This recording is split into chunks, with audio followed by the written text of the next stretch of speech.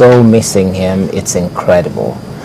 Please, we've got with us this morning the South African Consul General to Nigeria, Ambassador Mokhethi Monaisa. Good morning, sir. Good morning. And I should actually have started with the lady in the house, Elizabeth Kipabete, who is the Deputy Minister of Trade and Industry from South Africa. Good to have you here. Thank you. I can see the black, but the color is still there. And I'm tempted to liken that to a case of, yes, we mourn the fact that a father has gone, but then we celebrate the life of the man. Is that the way you feel at this point in time? Exactly. I think we do that as a country, but also as a continent, because I think he has given us that hope, he has given us that light, and it's for us then, as much as we mourn, but we have to celebrate a life of an icon that I believe that needs to be celebrated, and let other generations know that are coming after us.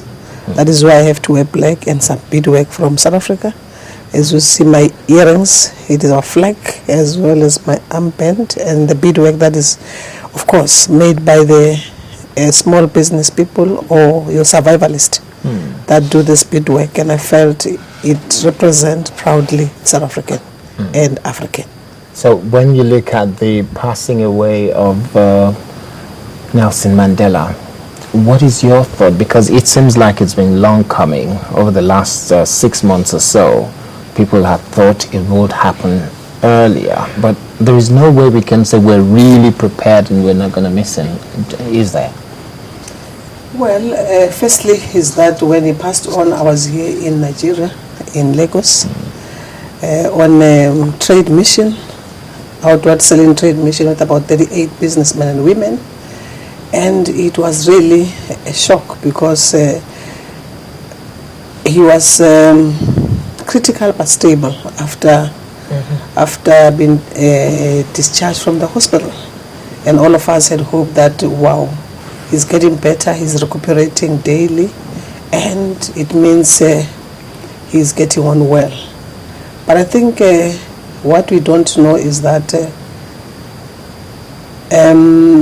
man proposes and God disposes, but he will not tell you when.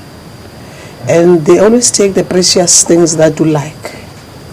In Sesotho, I'm not sure how to say it in English, but in Sesotho we say, Sijana se setle ha sijeli, meaning the good dish cannot be eaten out of it all the time. God takes it while you're still enjoying the good food. Takes that dish. Exactly like Madiba, because we liked him so much, we envy him so much. And to us as the South Africans who were so blessed that were at one stage asking, Madiba is the only one who's like him. We've never had a leader that matches. You can have those that come closer, but not exactly like him.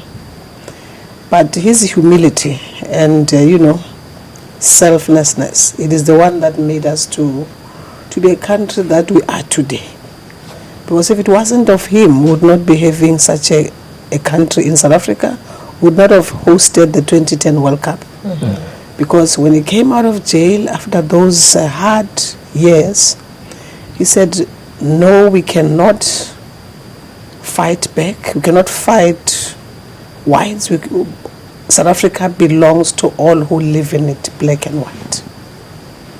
And who are we then to say no to a person like Tata?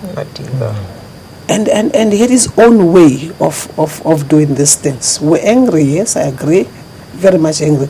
People who tasted apartheid and not read about it, it's different.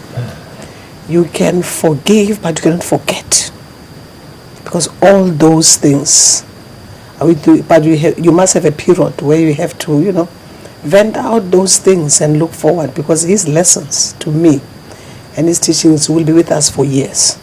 We were able to accept as a country, as a ruling party, of course, from the African National Congress. It's where he started and said, nobody is going to fight whoever here. All of us are going to make sure that we reconstruct and rebuild South Africa. That's why we had a reconstruction and development program, if you remember, after 1994. Yes. Because we are trying to reconstruct a country that was broken, that was really fragmented, that was all the ills of being colonized and apartheid.